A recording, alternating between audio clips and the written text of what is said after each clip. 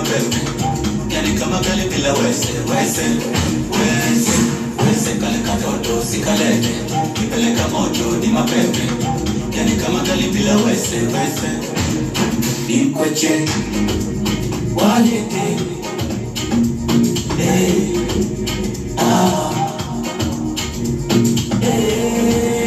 walete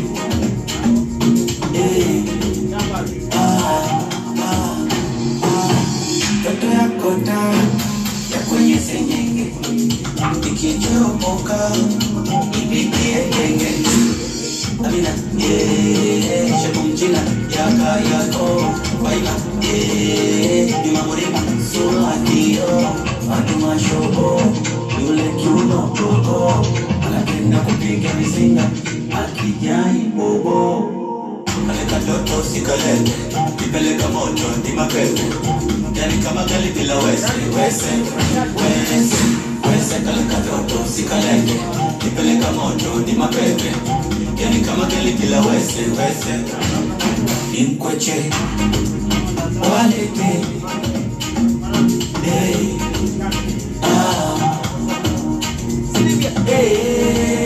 walete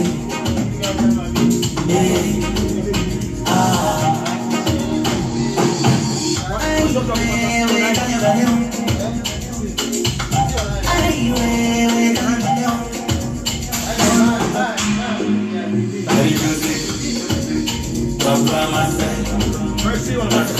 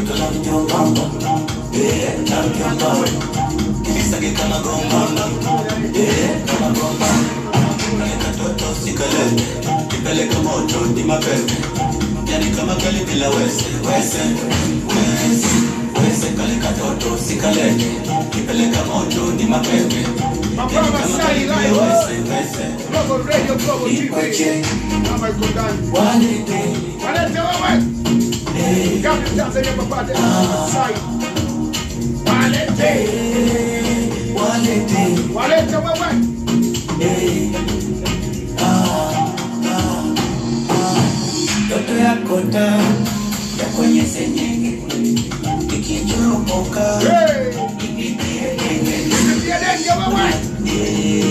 shepu mchina yaka yako baila Dima murima sulatio Fatuma shobo yule kiuno koko anapenda kupiga mizinga akijai bobo kale katoto sikalete nipeleka moto ni mapepe yani kama kali bila wese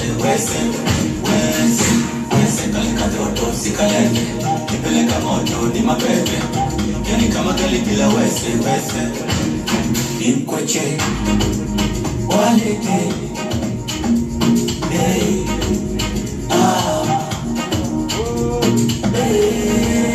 walete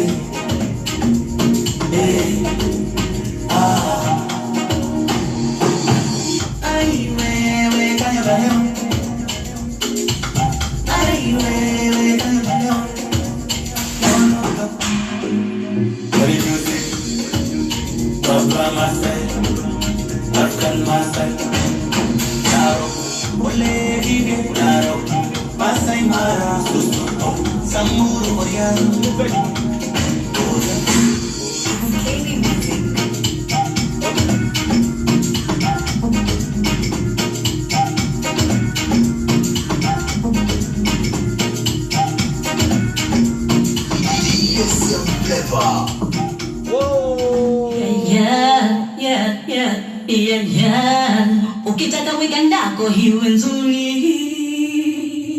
Wesikiza DSM Forever, ni kipindi kizuri.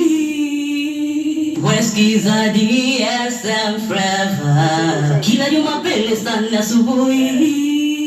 Wesikiza DSM Forever, mtangazaji mahiri Gabi Mtanzania wa Global Radio.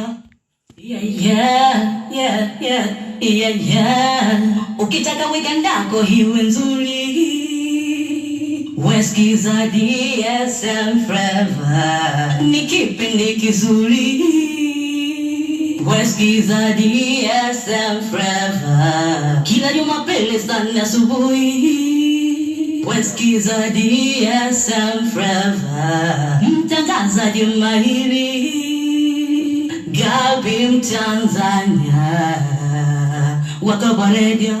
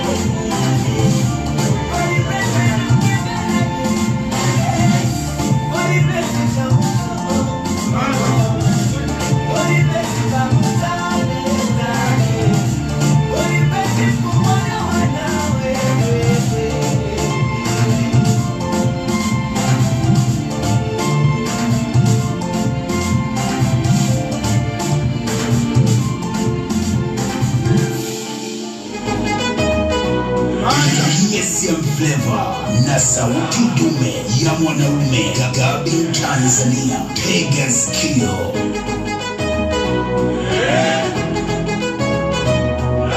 DSM Flavor na sauti dume ya mwanaume Gabi Tanzania. Tega sikio.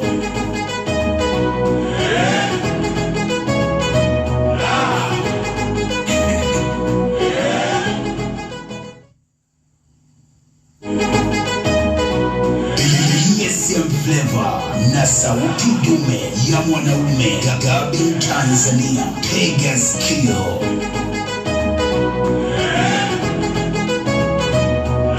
DSM Flavor na sauti dume ya mwanaume Gabi Tanzania. Tega sikio.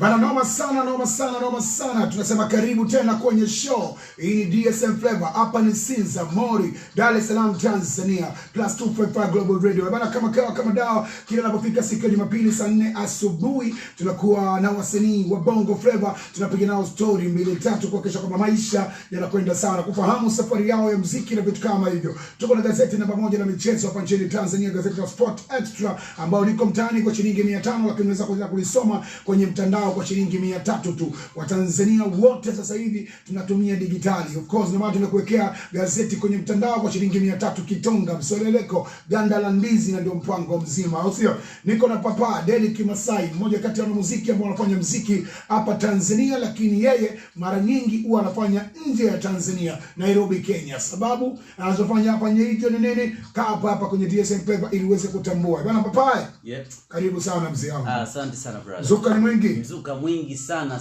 Niko nyumbani kabisa sana. Nimeona unakuja Kimasai unaruka, nikaogopa kidogo, nikaona jamaa anaweza kafika juu ya dari. Unajua sasa tunabidi tuweke vitu tofauti kwenye muziki wetu. Sasa mimi jina langu ni Masai, Papa Masai. Sasa watu wanauliza Papa Masai, mbona jina alafu mwenyewe aonekane? Kwa sasa nimeamua kuja kwa vingine. Papa Masai dress, Papa Masai jina langu, Papa Masai muonekano wote sasa ni Papa Masai. So na represent hii kabila yetu kabisa leo. Kimasai. Yes. Hivi umetoka nyumbani, nimepiga nguo zako za Kimasai, una habari au vipi? Yeah. Hivi Masai ndani anapigaga vitu na au anakoga chukuchuku? Of course sasa hivi kidogo wameendelea, wanavaa kitu ndani, lakini Wamasai kwanza tuko na vaa chukuchuku tu hivi, tunapiga tu live hivi fresh, upepo ukiingia ungule unapata hewa. Yaani ndani hamna kitu hiyo. Wewe tunagomoka joto lile studio. Lakini sasa kidogo tumeendelea at least. Asante sana. Unaona umeendelea sana. Hali mawani mnavaa bana. Of course mimi ni African Masai, mimi swaga, kwa lazima niongeze vitu fulani waone huyu ni Masai mwenye utofauti, si Masai yule wa Masai wa nyumbani kabisa. Of course Masai fulani classic expensive ambao unaweza akasimama sehemu present Masai, lakini alokuwa level fulani. Sawa. Wewe ni mmoja kati ya wanamuziki ambao ulibahatika kufanya collab na Alikiba, na ni ngoma ambayo imekusogeza sana kwenye tasnia ya muziki wa Bongo Flavor. Yeah. Urahisi wa kufanya kazi na msanii mkubwa kama Alikiba uliupata wapi? Ugumu ulikuwa, lakini before mimi hizo nilikuwa na dance huko, nilikuwa nafanya mazoezi THT na dance. Kwa Alikiba ni kama kaka yetu, sababu kwenye muziki wa Bongo Flavor Alikiba ni siku nyingi sana na hajawahi kushuka. Cause mimi nimetoka kwa dance THT, baada hapo nikaja Kariakoo hustle.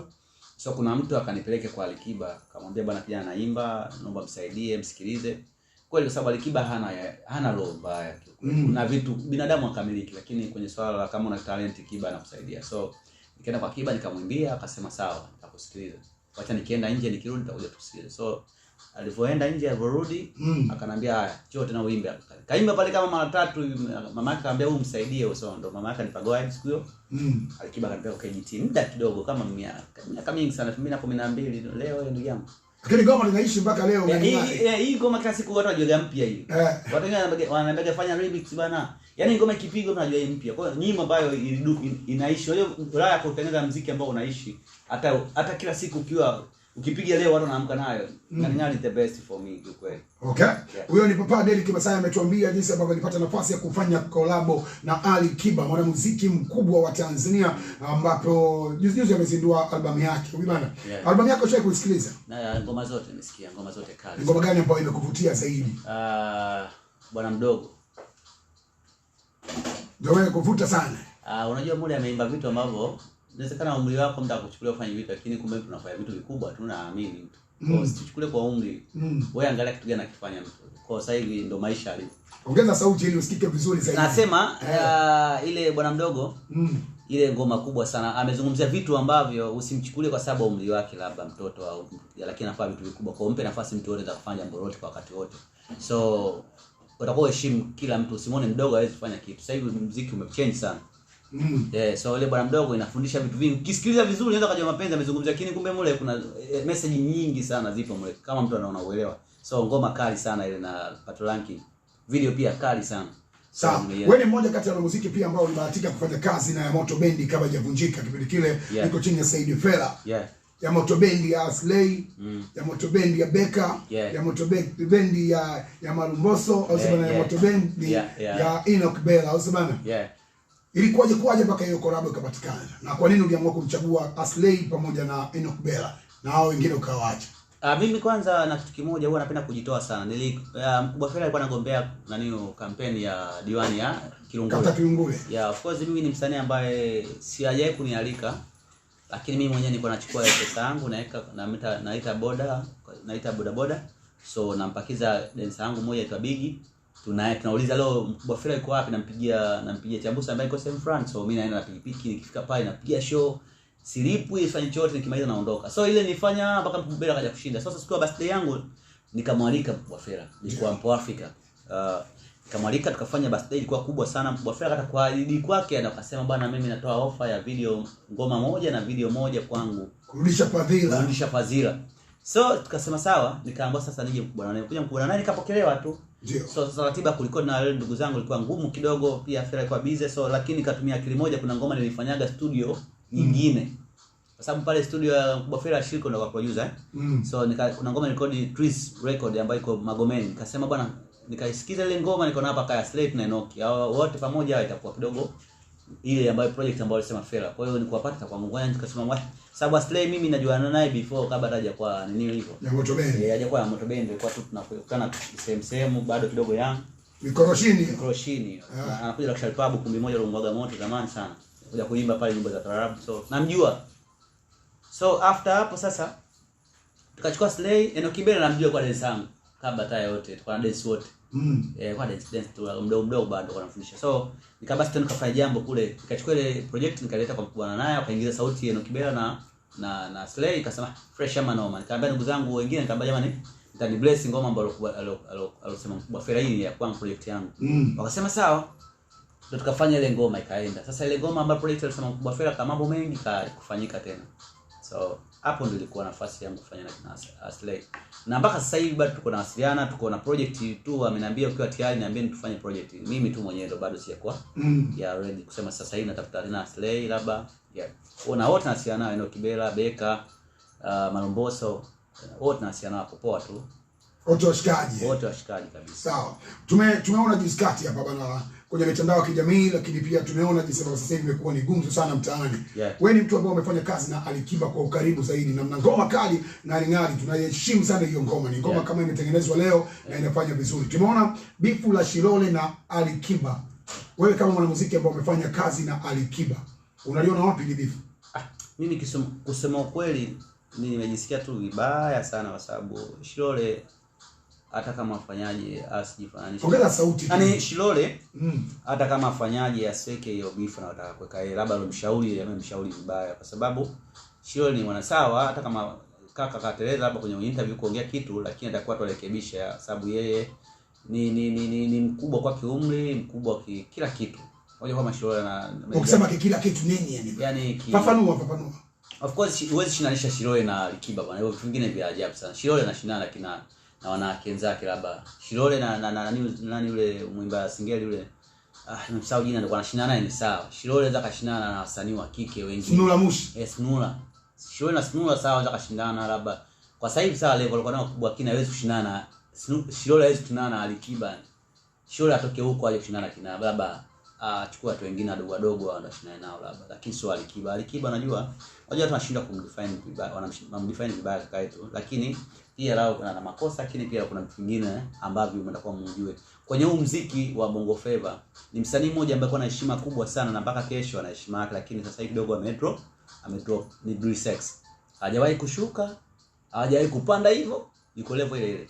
Lakini msanii ambaye yeye hajaimba na kama miaka 2-3, lakini bado anamfananisha na msanii ambaye yuko top na Tanzania. Ujaogopa sana mtu kama huyo. Sasa Alikiba ni ana nafasi muziki huu wa Alikiba, watakuja wasanii, wataimba watatoka, yeye atabaki. Sasa kuna heshima fulani lazima mtu apewe, yani kama nini. Sasa Shilole kwa ile beef alotengeneza, mimi naona sawa, labda kwa sababu anataka kutrendisha muziki wake. Lakini mimi naona Shilole. Wewe unaona Shilole anataka kutrendisha muziki wake. Lakini sio level ya Alikiba Shilole. Mimi Shilole ni dada yangu, napenda anachofanya, lakini siwezi kuweka Alikiba na Shilole eti washindane, eti Alikiba ana beef na Shilole. Hiyo pia nimejisikia vibaya Shilole kusema mwezi kwa pesa, mwezi kwa kila kitu. Kwa followers sawa, followers wanaweza kama na followers wengi, lakini mwenzake hajafollow hata mtu mmoja. Alafu una followers wengi na umefollow kibao. Sawa, vitu ambavyo haviendani. So kimuziki wa Tanzania ndio tunapofeli hapo. Yaani sisi wenyewe kwenyewe tunawekeana bifu. Unakutati huyu ana bifu na huyu. Wakati angalia Nigeria wenzetu. Juzi bana boy kwa perform sio hapa, akaingia Wizkid ka perform ngoma na yeye. Ona ile lovely kwaje. Watu wengi waliposti sana. Watu watamani siku moja wataondoa wakubwa wafanye hicho kitu. Lakini Tanzania sisi wenyewe kwenyewe tunawekeana chuki. Alafu ndio maana kinasababisha sisi hatuwezi kuendelea kwa sababu tuna roho mbaya. Ni msanii akishakuwa level fulani anataka kumweka roho mbaya mwenzake. So vitu ambavyo ndio hivyo. Alafu hii timu na udugu na watu kujua najua nayo watu hawa watu wa katikati ndio watu wabaya sana wasababisha muziki wetu uweze kuendelea. Ndio maana mimi pia hata nimeona soko langu nihamishe tu Kenya nikafanya muziki wangu Kenya basi. Na niishi kwa sababu huku mambo ya ajabu anayo sana. Sasa leo Shilole kweli anashawishiwa kwa sababu si maneno ya Shilole yale.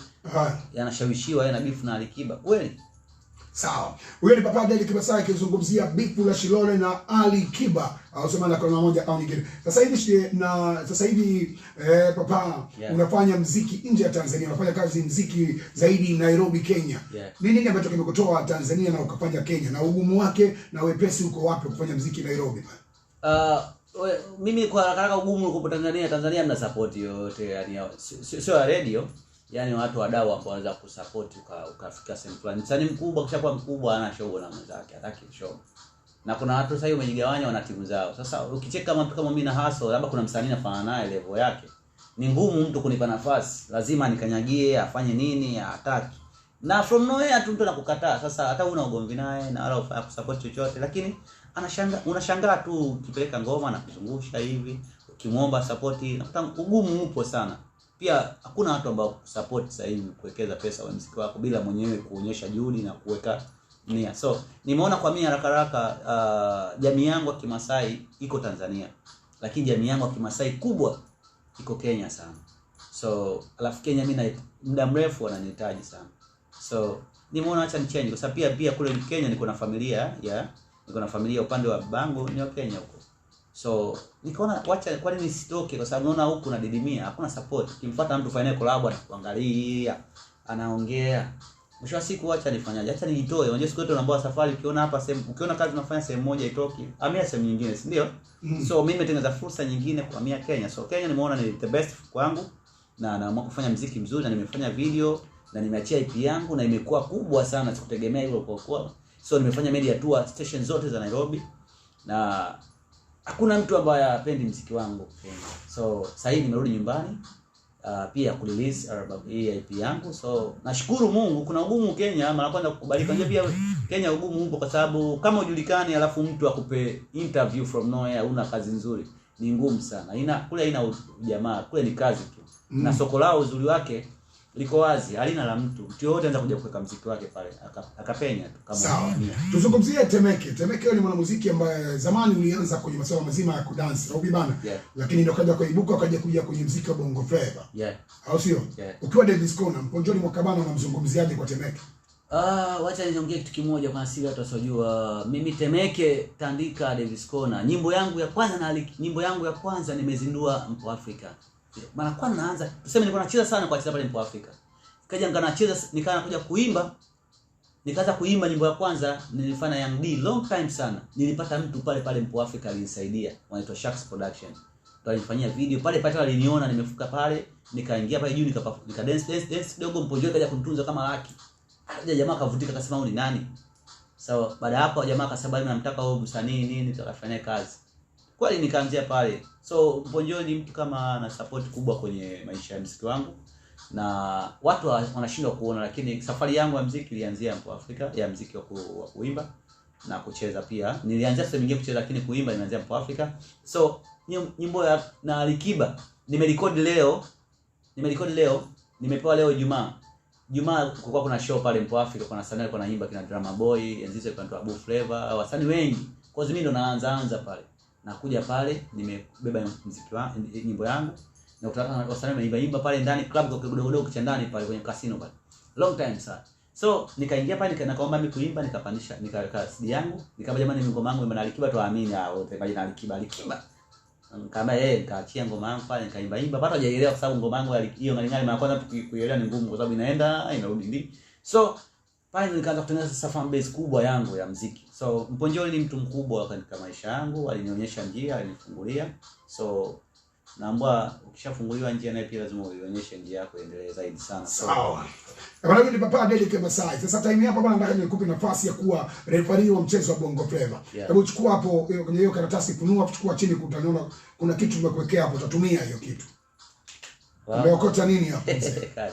Kadi. Sasa hiyo wewe ndio referee wa mchezo wa Bongo Flava. Unasema unataka nafasi kubwa ukae pale juu kabisa. Mwanamuziki ambaye unaona amebahatisha yuko pale juu, nafasi yake wanakuwa umpe kadi afu nafasi yake ukacheze wewe. Unadhani nani anakula kadi kutoka kwa Papa Derrick Masai? Kwa Bongo Flava ya? Mimi kadi wasanii wote wazuri ila kwa haraka tu niseme tu kuna kizuri kisikosa kuwa na kasoro kidogo. So mimi naona kwa haraka mtu yeye kishapotea, sasa nataka nikimpa kadi na muongezea tu apoteza, si ndio? Mimi naona kama Baraka da Prince atuache hivi. Kwa Baraka da Prince Baraka da Prince atuache. Anakula umeme au vipi? Aende Mwanza. Hebu mwambie kuhusiana hiyo kadi moja kwa moja. Unachelewa tu ndugu yangu. Badilisha tu biashara sasa hivi wewe. Nenda Kalime huko Mwanza huko Baraka da Prince kula kona. Mzigo ushakushinda ndugu yangu. Sawa. Nyekundu hapa inaonyesha. Ngoja nishike mara mbili, nishike. Baraka kwa heri bwana. Tuachie muziki wetu sisi tuendelee, maana tunapatukuelewi. Hatukuelewi kabisa, tuache Baraka. Baraka da Prince amekula kadi kutoka kwa Papa Derrick Masai na anatuambia sababu za kumpa kadi Baraka.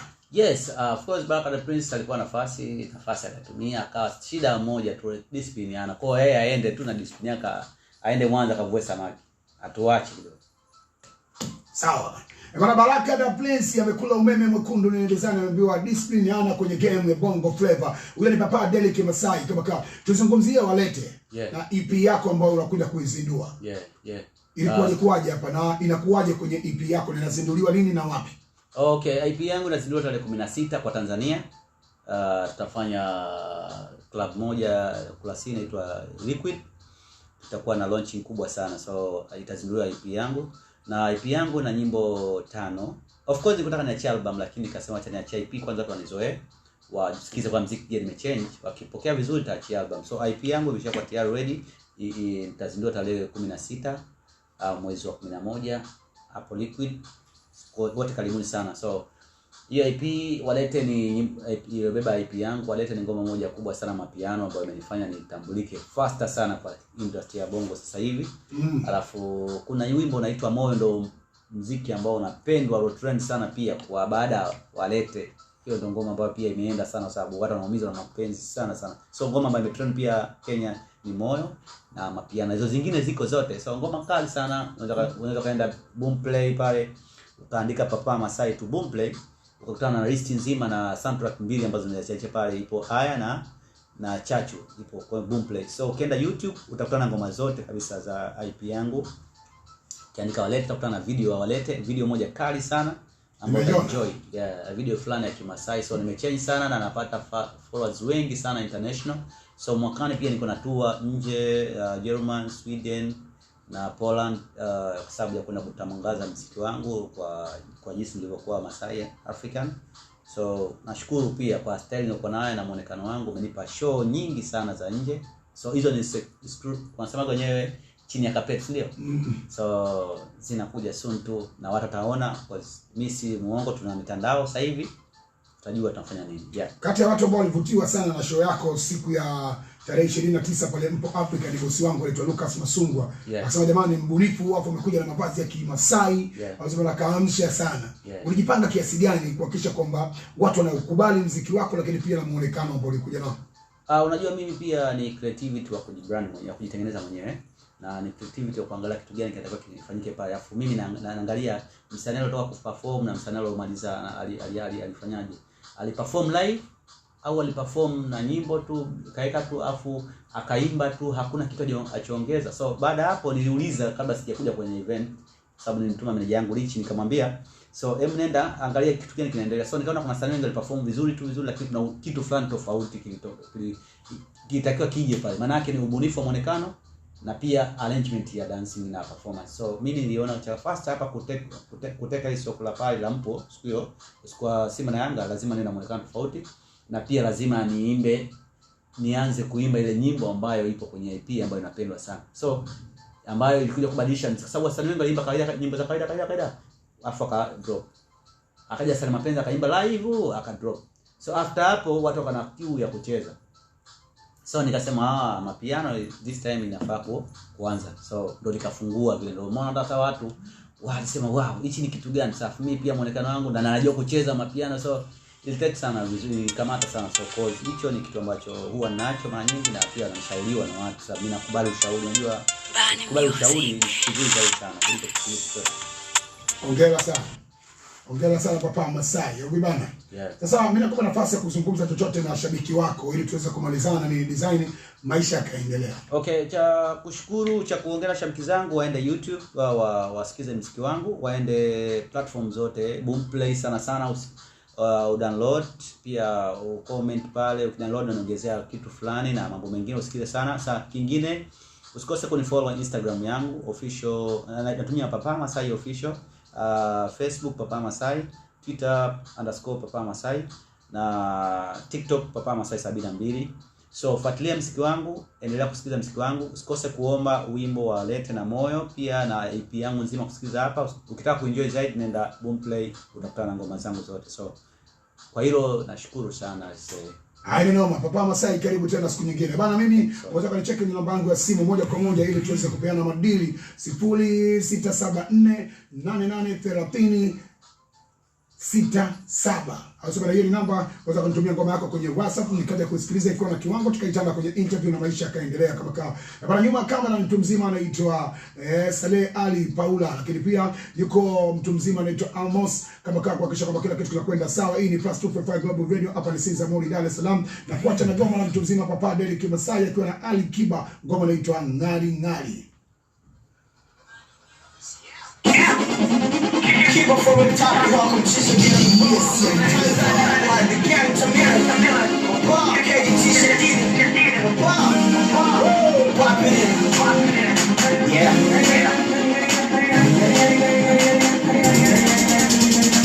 Usiku silali, nashinda kuamini, wala kwa jawazo weka wajiamini.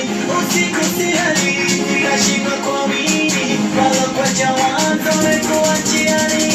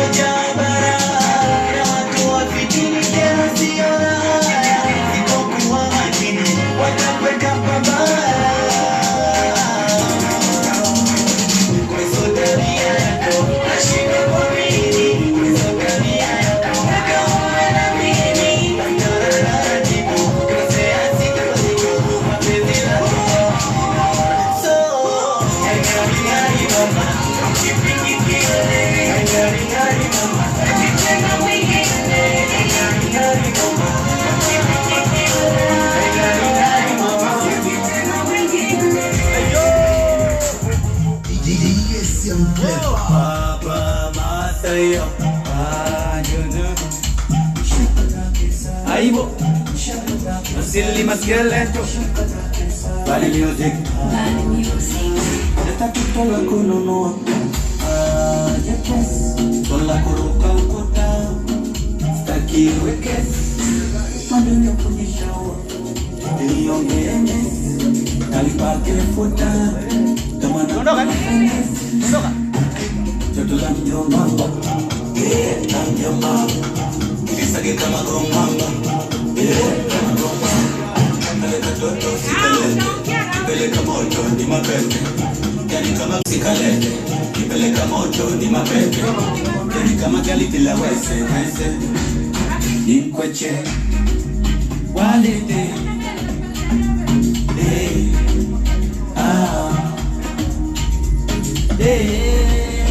Walete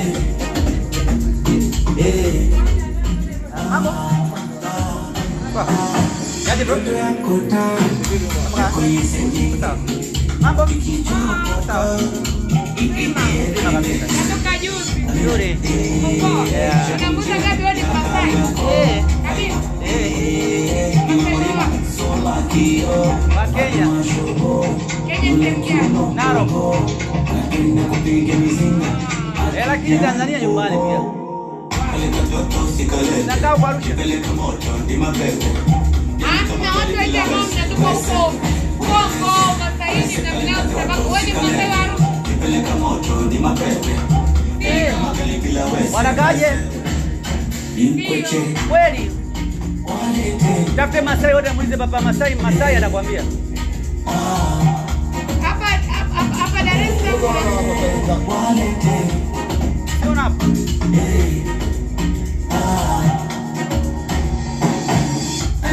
Tafute Masai wote kutana naye muulize Papa Masai. Lakini tena anapoiba huyu na anapokaa itakuwa wewe hilo gapi.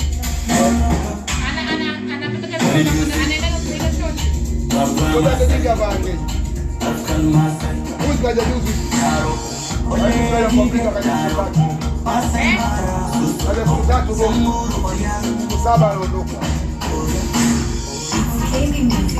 Ni support tu sijani mimi Masai kweli. Sasa ni support. Support hapa Masai bana. Yes. Wacha nikula. Kama blaza Live. Watu toka kwa live. Lile kwa mimi Masai. Kabisa.